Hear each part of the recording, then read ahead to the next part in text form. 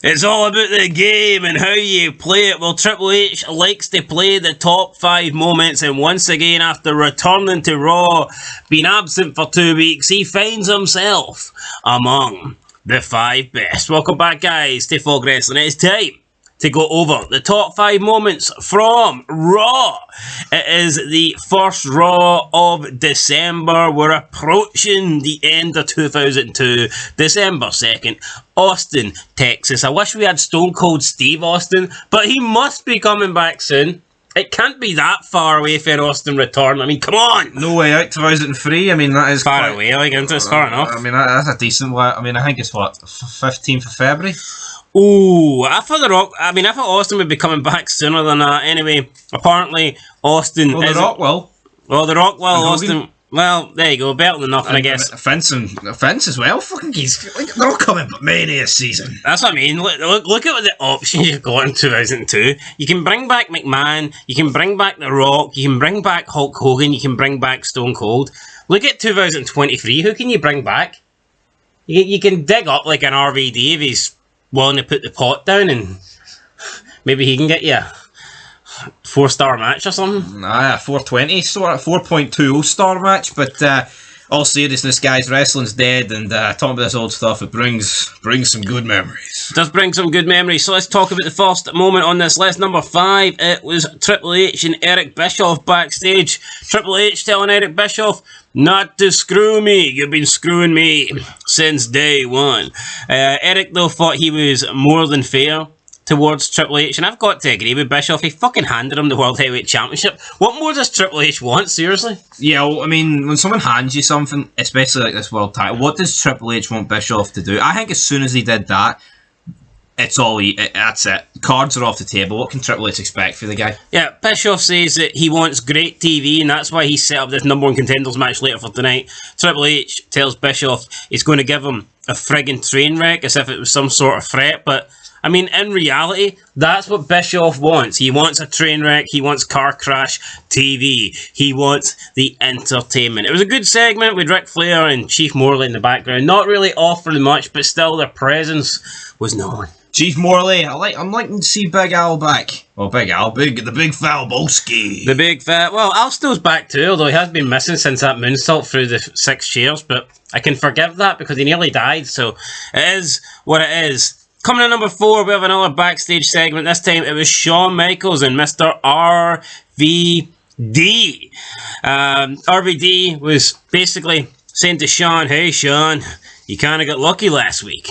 He did get lucky last week. I can tell you what, here, Shawn Michaels and Rob Van Dam, it's been great seeing them, but Triple H just... He wasn't in this segment, but his nose is in the arena, and he's sticking it where it doesn't belong for me.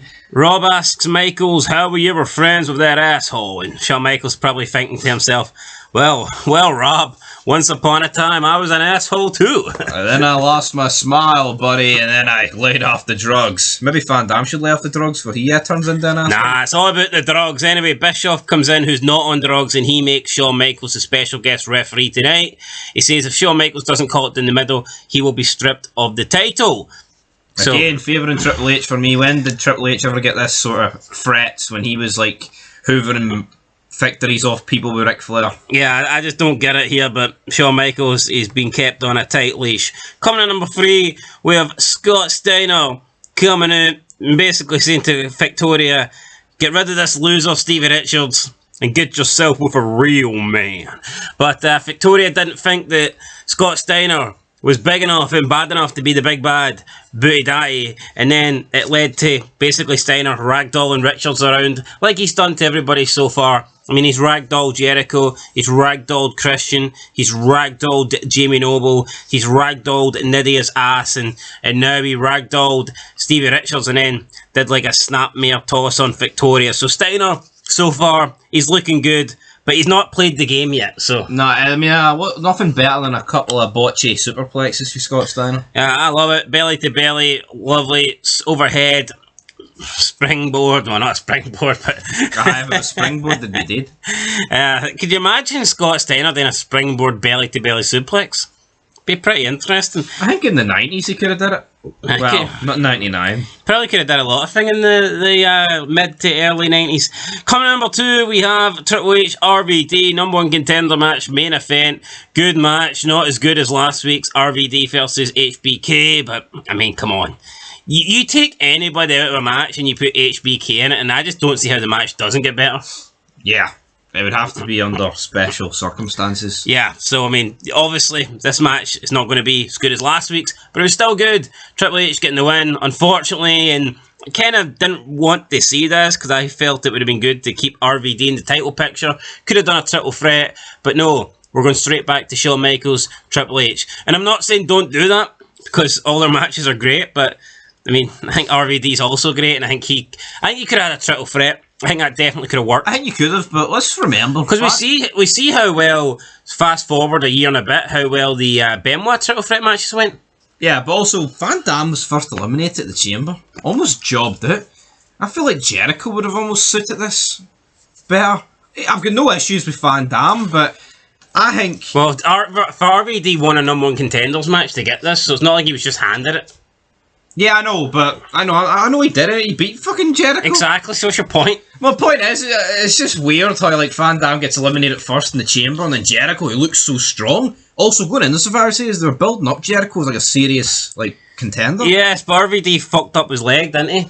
Well, he fucked up Triple H's throat. Exactly. Well, how much so with kayfabe? Come on, man. And coming in at first place, we have Scott Steiner leaving the arena. Bischoff's like, hold up, Scotty.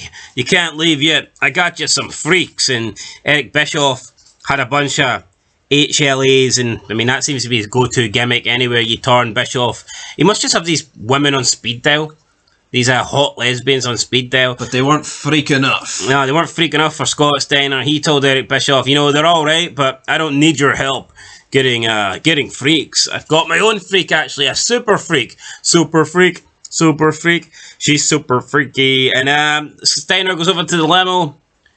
The door opens and out steps Stephanie McMahon. And I don't know how Triple H feels about his wife getting freaky with Scott Steiner on the back of a limo. Probably why he buries him in the next couple of pay-per-views. It could be. And Stephanie then tells Eric, oh, how does it feel, Eric, to, you know, not be able to offer Big Papa Pump something I can?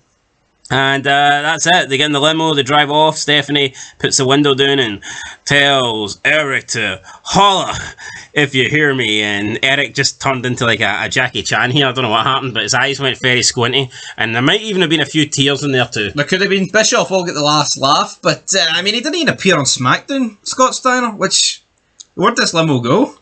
Detour? Are we not going to sign a contract?